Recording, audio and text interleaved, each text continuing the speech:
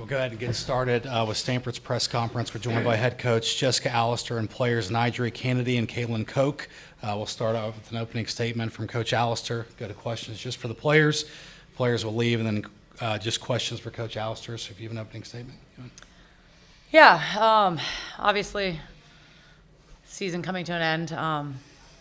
Didn't end the way that we wanted it to, but still just a lot to be proud of. When you end your season in Oklahoma City, that's the goal every single year. And like I told the team in the locker room, you just got to keep tossing your hat in the ring and getting your heart broken a couple times and standing back up and trying again. But I couldn't be more proud of the group of women on the team. They played for each other. They took care of one another. They worked hard. They stayed in growth mode. I mean, I feel like we were just getting going. I think we were getting better every game. But just an absolute wonderful, wonderful group. A pleasure to be around. Obviously, Nigel was fantastic all week, fantastic today. I mean, maybe one of the best performances in Oklahoma City that I've seen, at least. And none of us that are around her all the time are surprised, but just gritty and tough and phenomenal, and sad for this year to be over, but proud, really, really proud. Questions for players? Okay, we'll go front row left. Naja, you were controlling their lineup. Their pitch was throwing really well. At what point did you think, this may come down to, one mistake by either team and be a one-run game? Yeah, honestly, the whole game, that's a really good team. So I knew just to go at them as hard as I can and just trust my defense. More questions for players? Okay, front row left here. Brady Vernon, Softball America. Caitlin, you have the knee injury last year. What was it like to actually get to be with this squad and play with them here this week? Just grateful is the word that comes to mind. Just so grateful to be here. Kira, my other teammate, also had an ACL injury, and just watching her ball out this season has been absolutely amazing. And this team is special. They're some of my best friends, best coaches, best staff, and it's just been one hell of a ride, and I couldn't be more grateful for the season and to be here. Yeah. We'll go third row to the right. Jenna Becerra, D1 softball. Kaylin and Nija too, but Kaylin first. You came in to Stanford softball with this senior class that just finished their careers. Can you speak to their impact on the program, both of you?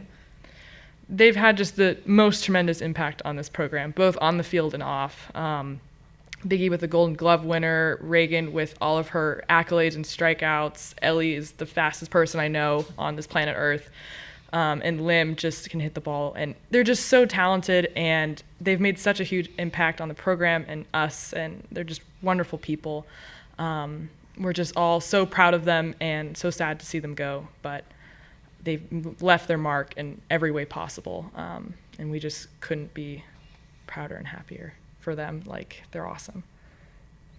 Yeah, just piggybacking off of that, I think part of the reason we went to go so far was just for those seniors and knowing we just wanted their last game to be as late as possible, because at one point we were just playing for them and try to prolong their season for as long as possible.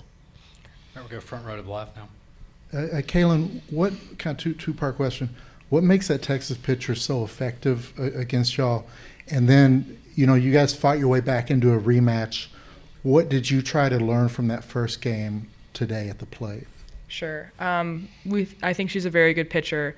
I think she has good lanes, and she has a good rise ball, and that with the changeup makes her pretty effective. And I think coming off of the first game into the second game, and we played them previously in the year as well a couple times.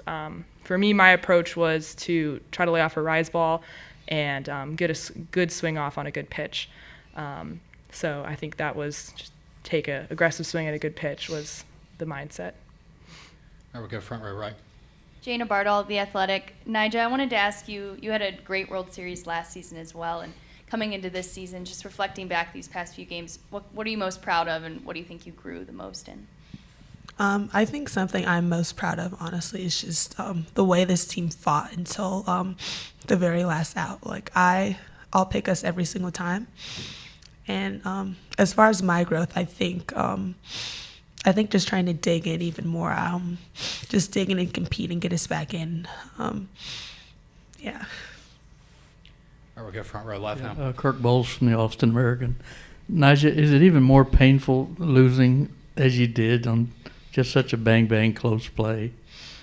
Yeah, I definitely, but I feel like every loss hurts, and this being the last one definitely does. But again, just like Coach Alistair said, you just have to keep throwing it in the ringer, and then one day it'll pay off. Did you see much difference between the two teams in the two games with y'all in Texas? The separation, I mean.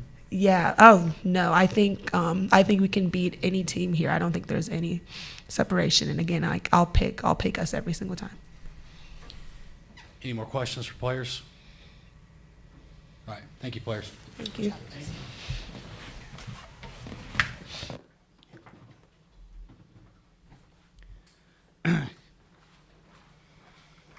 Questions for Coach Alistair? Okay. Front row left. Coach, I mean, you had last year with Nyjah as a freshman here, and then the Texas kid was a freshman this year. Mm-hmm.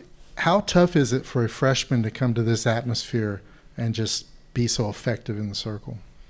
And what did you see from the Texas pitchers, similar to what I asked Kaylin? Well, yeah, I think it's tough for a freshman. I think it's tough for a lot of players just to be able to on this stage that we've collectively built as a sport to come in and keep the game the same. And I thought Kaman did a fabulous job. I think you could see a little bit maybe of the nerves on Thursday, and we maybe didn't take advantage of that. And then today, you could tell she was settled in and comfortable and pitching aggressively. And hats off to her. She threw 2 great games, kept us guessing. And it's she did a phenomenal job, and she's a great pitcher. All right, we'll stay front row left. I think Nyjah had so high expectations when she came in. She just met every single one of them. How remarkable is it that what we see every time she steps into the circle? I mean, I don't even know if you can describe it, right? Like, it's, I just, her competitiveness is the piece that just continues to awe me every single day, because her skill set is unique, but really just the way she competes sets her apart. And I've never seen a situation that she backs down from, coming back out and getting the ball. And, we had her on a short leash today, and we're monitoring her closely and ready to make a change. And she was like, absolutely not. And I think that competitor in her is unlike anything that I've ever seen. And then she sits here and, the team doesn't get the result that we want, and she looks inward and, talks about what she can do better. And that's just, it's not common. It's what makes her a wonderful teammate. It's what makes her so successful, and it's why her teammates love her. And you heard it in all the press conferences or in all the sound bites from all of them. They're saying we're playing for Nyjah. I mean, they love her because she does all of those things. So she's phenomenal. All right, we go front row right now. Coach, I wanted to ask you about the catchers in this World Series and Yeah. the level of play there. You guys are going against Reese Atwood, who was finalist for Player of the Year. And as a former catcher yourself, how pivotal is that position down the line, and how do you evaluate the talent level here in Oklahoma City? Yeah, give catchers some due. That's what I'm talking about. This is good. I'm just kidding. We're really just there to make the pitchers happy and make them look good. That's our real job. Don't let anybody tell you anything else.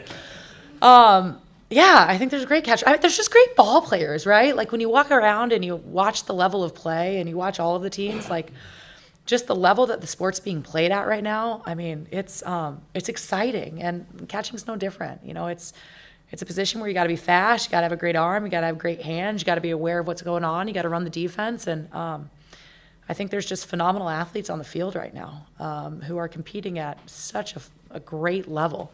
And what a wonderful time for the sport. But yeah, catching, it's the same as everywhere else. Just the athletes that are playing the position are pretty spectacular.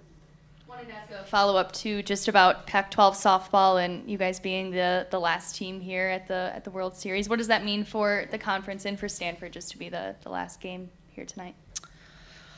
You know, it's sad. It's bittersweet. But again, you know, to finish as one of, you know, top 4, we're proud of that. You know, we compete in an athletics department that it can humble you quickly with the success that you're surrounded by. And to think about how far this program has come in the last 7 years, where we're sitting here disappointed with a top 4 finish and feeling like we could have done more. That's great. You know, sad that the conference is going away. Hopeful that maybe one day it'll come back in some form. But just really, really proud of Stanford softball and proud of the women that I've, you know, been able to spend all this time with. Yeah. We'll go front row left now. I wonder if you believe in maybe Texas a team of destiny. You know, your second baseman made just a phenomenal play, and then had error on the other one, and then you lose it in a rundown, for Pete's sakes. I mean, We did. what does all that say? Are they a team of destiny? I don't know that I believe that there's teams of destiny. Are they a really good ball club? They're a really good ball club. Yeah. You know, and when you talk about the 3 facets of the game, pitching, offense, and defense, and, you know, the old adage of you need 2 of the 3 on any given day to give yourself a chance to win, like, they've got a chance to be really, really good at 2 of the 3 on any given day. And, you know, hats off to Coach White. He's built a really great roster. They're dynamic, they're deep, they're athletic, they've got power, they got speed. So do I believe in them as a team of destiny? I don't. Do I think they're a team that keeps the pressure on you and you're going to have to play a really good ball game against to win the game? You know, I do. And they're a good ball club. They're a really good ball club. All right, our last question will be from Eric Lopez on Zoom. Eric Lopez, D1 softball coach, a Final Four finish with a young team, a lot of new faces, freshmen. Just speak of the growth of this team, especially during this run where I think you played like 6 elimination games, and what you will remember about this group and this year and this run. Yeah, every once in a while I look at the roster and see the youth, and, you know, it's exciting. And I think we grew up a lot this year. We grew up a ton this year, both physically, mentally, emotionally, all of the things, and just as teammates and people. So, you know, the future's bright. We're excited about our recruits that we've signed. We're excited about the recruits that are committed. Like, we're just, you know, we're in a good space right now. And I can tell you that everybody in that locker room is going to leave that locker room hungry, and everybody wants more. And we've got the character in the clubhouse that they'll do the work to show up and try again next year. But, you know, I think at some point I'll reflect on that a little bit more. Right now, sad to see our seniors leave, and just really, really proud of the impact they've had on the program and the year that we had this year. All right, that'll wrap things up. Thank you. Thank you. Joe.